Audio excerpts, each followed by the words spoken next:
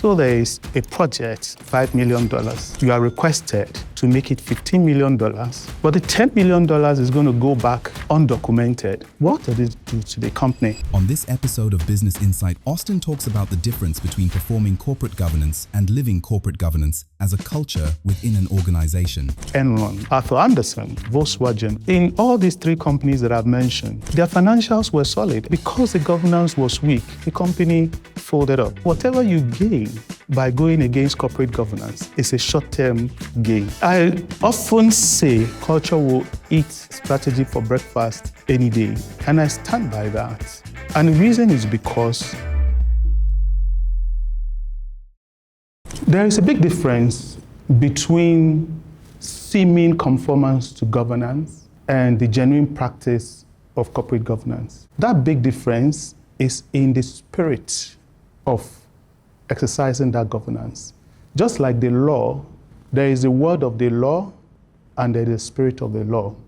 It's the same with governance. Many companies, especially when they're about to raise major funds, set up a checklist of what people are likely to check for by way of governance. And there is a window dressing to make it seem as if those lists are checked. But it's a demo.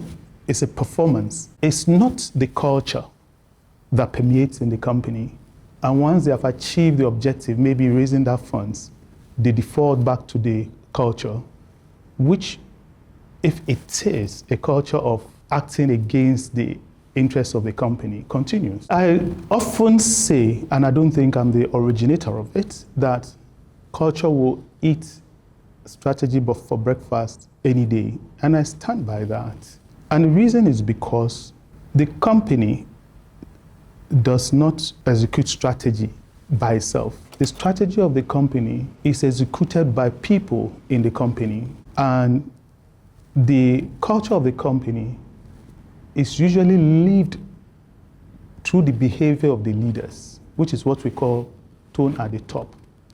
And so you would have seen many seemingly successful companies that eventually crash out. Take an example of Enron, which was a powerhouse in the energy sector in the 90s, and take a company, Arthur Andersen, which was one of the golden names in consulting. Enron had seeming corporate governance conformance, but the culture of corporate governance was not alive in the company.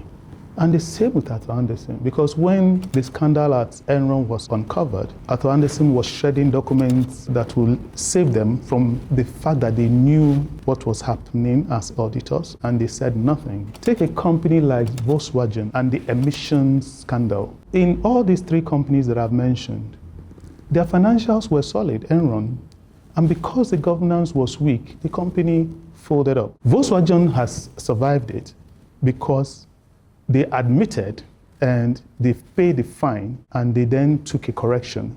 It is hoped that others will learn from it. That whatever you gain by going against corporate governance is a short-term gain. There's a company, CWG, that many people are familiar with, started in 1992. I founded it with a group of people, co-founded it, and led it for 25 years. There were so many temptations to cut corners and make a big killing along the way. And people were like, Austin, why are we giving away this opportunity? After all, this big company and that big company are benefiting. Are we trying to say that we are better than them? And I was ready to give up those big opportunities because I knew that the culture that it was set in the company will eventually destroy the company. I will give you a clear example. So there is a project, let's say $5 million, and you are requested to make it $15 million.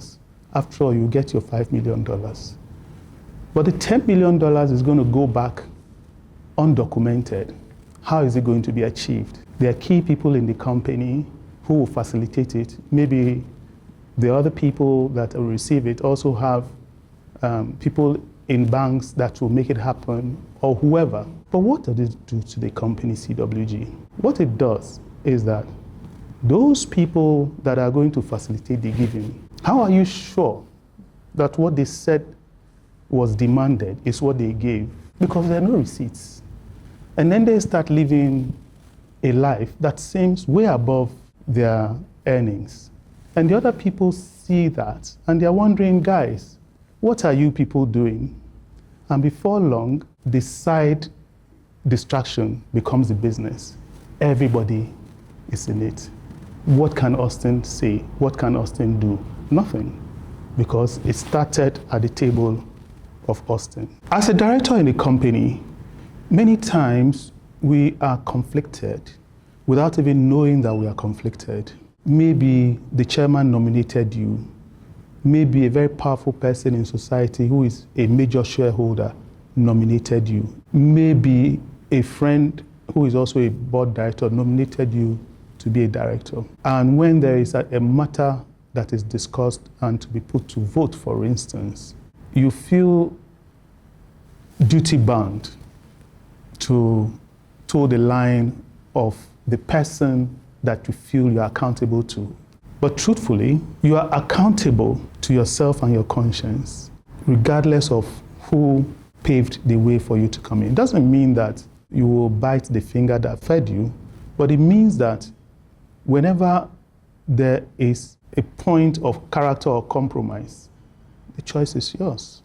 You can never go wrong by doing what is right. Remember that the company is an artificial body incapable of acting on its own.